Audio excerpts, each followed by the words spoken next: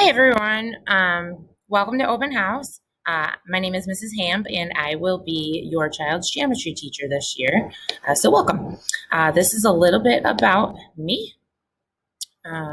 I grew up in Lancaster. I went to Lancaster. I graduated in 2000 from Lancaster, and I've been here for 17 years teaching in Lancaster.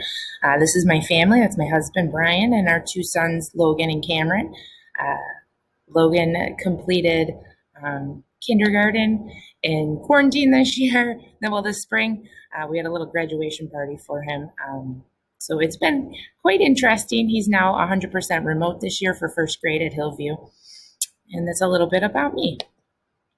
This is what a sample 2-week schedule looks like for this year. It's very different than most years. We will be covering about 5 lessons over the 2-week period on their asynchronous day, which are those days in red. They have their attendance form to do, their homework to do, and they are to go ahead and pull up my answer key to the homework on Google Classroom and correct their work in a different colored pen to show and so I can see the difference between what they're doing and what they're correcting on from the key. And then we check the homework the next day. If there's any questions, we have a little bit of time to go over it, and then we start our next day of notes. In there, you can see the color blue. Those are graded warm-ups. They're about 2 to 4 questions, short answer or multiple choice, just to give me a little bit of a check for their understanding as we're going through and to give them some feedback on what they are understanding and what they're not, or what they're not retaining from day to day to day. And if you notice in orange, those are take-home graded warm-ups. They're about 5 questions apiece, just a front sheet of paper and a bonus question for extra credit on the bottom. They are to bring them back the next face-to-face day where I will collect them and grade them and enter them into eSchool. This is my grading policy, again, subject to change. It's much different than what I'm used to, but with changing times, we need to change that as well. So I've decided that on synchronous days, since they're in school 50% of the time, and asynchronous days 50% of the time, that their grades should maybe follow that same percentage. So the graded warm-ups are 50% of their grade. Those are the in-class. They allow me to check for understanding and retention and give them feedback. And on their asynchronous days, they have their homework, which is 20% of their grade. Their homeworks are 4 points each. And then their take-home graded warm-ups are 30% of their grade, along with a bonus in there for some extra credit opportunities. Okay. These are my rules and expectations. Students are to be prepared and on time for class. Hopefully they bring their own materials, since sharing is not really a thing this year. They're expected to do their own work. This includes not copying my homework answer key, so be aware of that they may or may not do that, and copying off of each other. Students are expected, when they are absent, to utilize my video lessons that are on my Google Classroom, along with my answer keys to my notes, to get the material and then to try the homework on their own and, again, correct it using the key. Students, when they're struggling, are expected to join our Google Meet help session on our asynchronous Google Classroom and ask questions and get clarification as soon as possible. On my Google Classroom, you will find all of this stuff, the attendance form, weekly schedules. So if you're interested or want to know what each day for each group is going to be doing, it's all laid out in a nice weekly schedule. There are materials by units. There's blank note packets in case they lose it or misplace it or need to print one out because they're absent.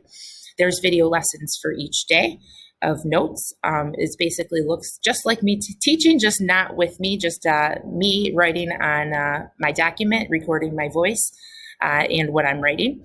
There's also answer keys for the notes and answer keys for the homeworks. Okay, so if you need to help them, you can also help them, hopefully by looking at those answer keys. There's other resources on there too. So please check it out while you have the code and your student or your child is letting you into their Google Classroom. Check it out. Okay. We also have an offering asynchronous help for geometry. We have 3 periods during the day, every single day, where we are on Google Meet in this Google Classroom that they are all a part of. I have second period, so at 8:15 to 8:54, if they are struggling and they need help from me specifically, then they can log in and get that help. Mrs. Lute will be on third period and Mr. Buckles is on fourth period. So that's a good chunk of a 2 hour time span where they can come in and get help, and they could stay on for all 3 periods if they really need to or want to.